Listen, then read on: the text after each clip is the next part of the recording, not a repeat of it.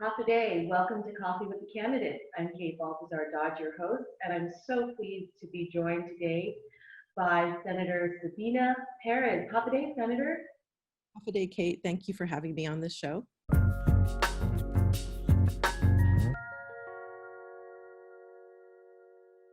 Oh, it's such a pleasure. Thanks for taking the time to sit down with us today. Obviously, due to the pandemic and everything, sometimes we have to do stuff virtually, but that's okay. We're happy to have you. Oh, thanks. Senator, so just diving right into the question. So you've gotten this term under your belt, and some would ask, given the tumultuous nature of everything that happened in this term, why are you running for office again? Thank you for that question. And for me, it's about sustainability of our island, and especially now during this COVID pandemic, we need that even more so. And that has been my focus throughout the term. And I bring something to the table as far as expertise. I come from a researcher background, diabetes researcher background.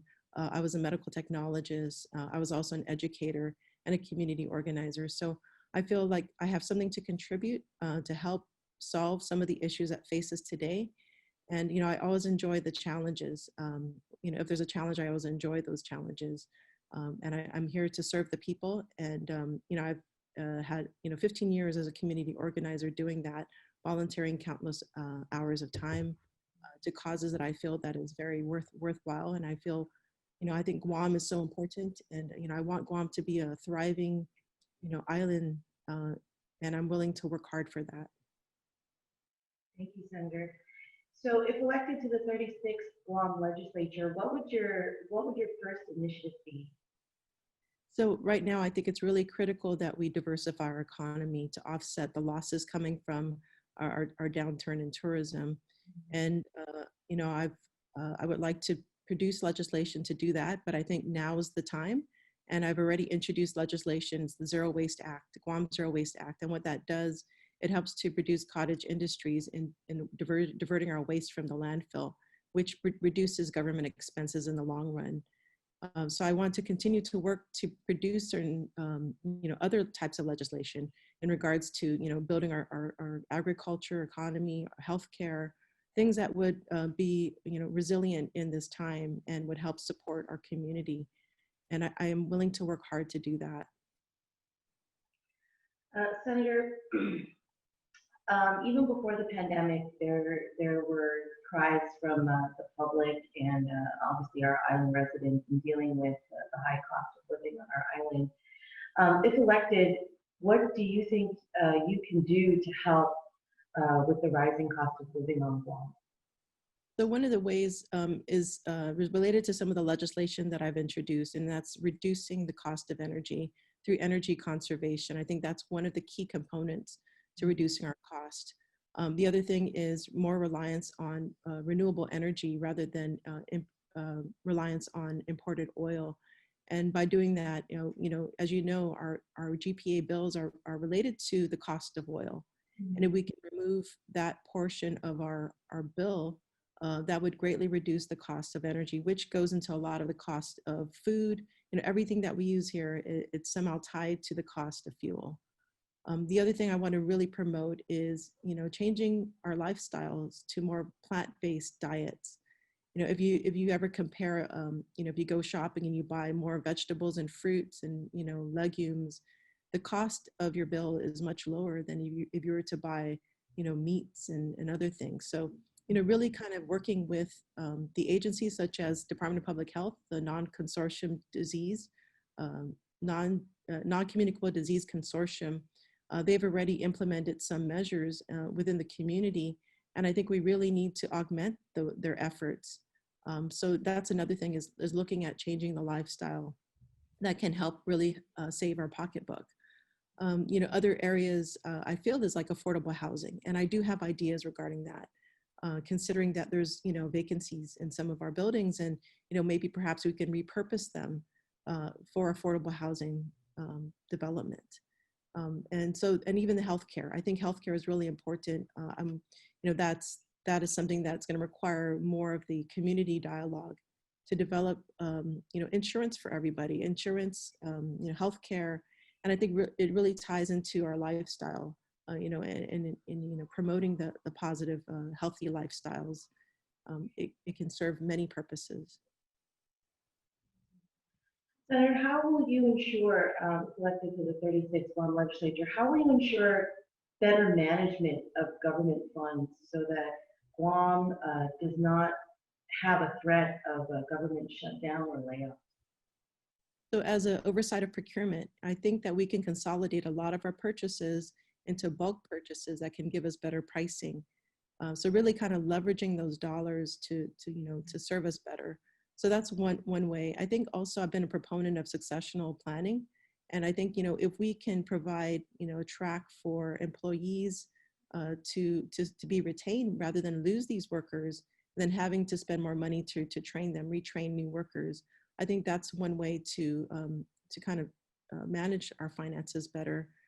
I think also there's a second part to this, and I think we need to also be more aggressive or more assertive in expanding our economy. So what that means is diversifying our economy.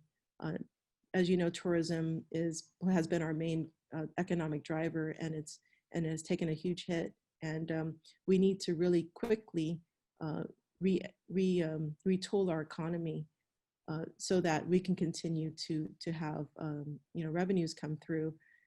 And I think also it's what we can do is public-private partnerships. There are things in government where we need to become more efficient, and there are businesses in the private sector that have the know-how and the expertise to make us more efficient and utilize our monies more wisely and more effectively. So these are some of the initiatives I think that are really important, and now is the time to do that while we still have federal funds coming through. So, Senator, this term, there was a Democrat majority in the 35th. And going into the 36th Guam legislature, if that were to flip and your party was not in the majority, how would you go about working across party lines to move your initiatives forward? Well, I think sustainability, the platform that I worked on as regarding sustainability has been, supported by my colleagues on the opposite side of the floor. And so I think, we share that common ground. We all want Guam to become, sustainable. And I think with my initiatives in place, and in looking at my track record, I've had support from the Republican side on many of my bills. In fact, if not unanimous for the most part, a lot of support on my initiatives. So I think, moving forward, the senators that are running for re-election, I feel that I've established good rapport.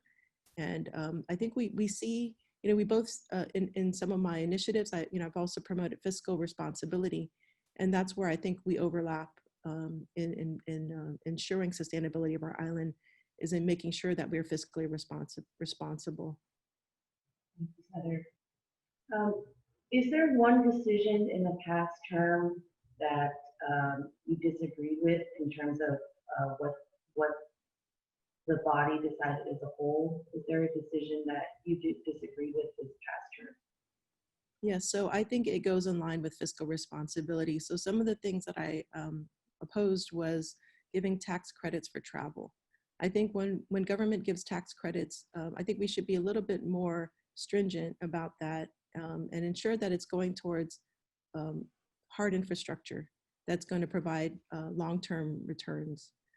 The other thing that I opposed was, the choice bill, which will increase the cost of our healthcare at least 10 million or more, if not more.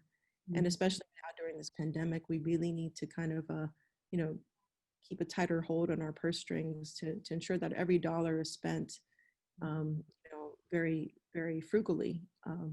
So those are some of the things in regards to fiscal responsibility.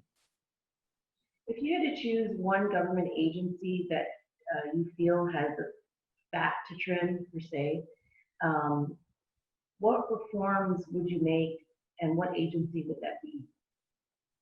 That's a good question. I think, looking at the pandemic, a lot of shifts are moving towards teleworking. And I think all across the government of Guam, we need to maybe downsize our the amount of money we're spending on leases and perhaps consolidate that.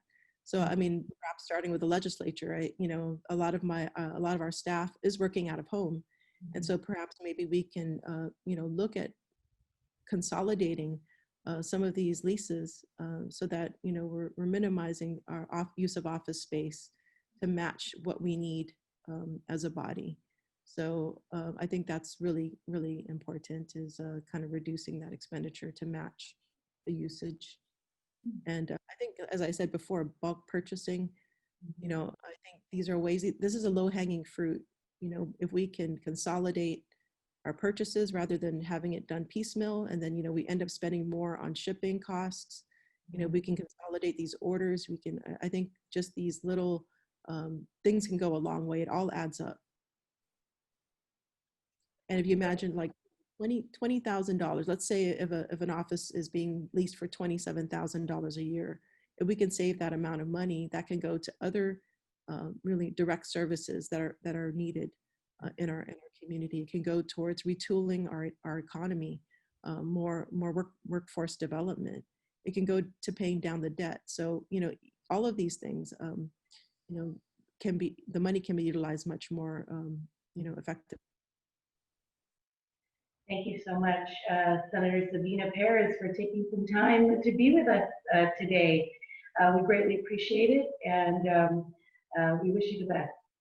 Thank you so much, Kate, and take care. You too. Thank you. And if I can add one more thing, you know, I humbly ask for your support this election. Number 3 on the Democratic ticket. Thank you. Thank you, Senator. Thank you so much for joining us for Coffee with the Candidates. Stay tuned for more.